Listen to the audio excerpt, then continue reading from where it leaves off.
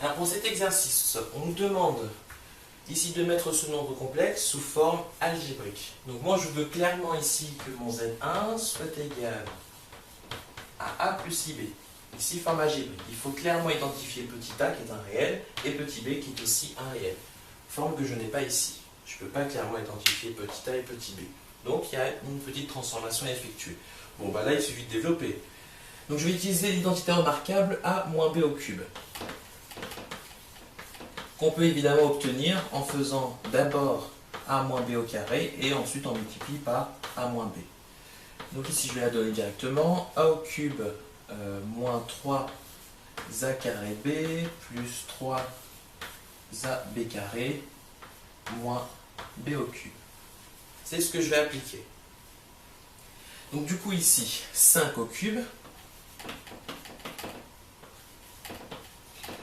moins 3 multiplié par 5 au carré fois 2i, donc ça c'est pour ça, plus 3ab carré, donc 3 multiplié par 5 multiplié par 2i au carré, et moins 2i le tout au cube. Donc 5 au cube, 125. Ensuite ici, alors avant de mettre le signe, parce que des fois, avec les i, on ne sait jamais. Donc ici, il n'y a pas de problème. Donc on a 25 fois 3, on a 75 fois 2, on a du 150i. Donc en tout, moins 150i.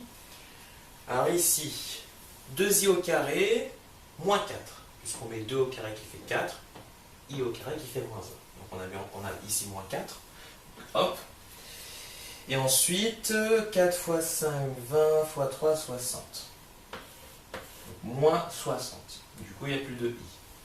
Et ici, 2i au cube, bah, je mets 2 au cube qui fait 8. Et i au cube, c'est i au carré fois i. I au carré, ça fait déjà moins 1. Et fois i, il va me rester donc du i. Un seul i. Et donc, on va avoir ici 8i. Bon, ben, il ne me reste plus qu'à rassembler tout ça.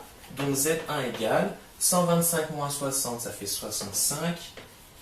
Et moins 150i plus 8i, ça va nous donner du moins 142i. Là, il n'y a pas de problème. J'ai bien écrit sous forme algébrique, parce que je peux clairement identifier petit a, la partie réelle, qui est donc ici 65. Et je peux aussi clairement identifier petit b, qui est la partie imaginaire, qui est moins 142.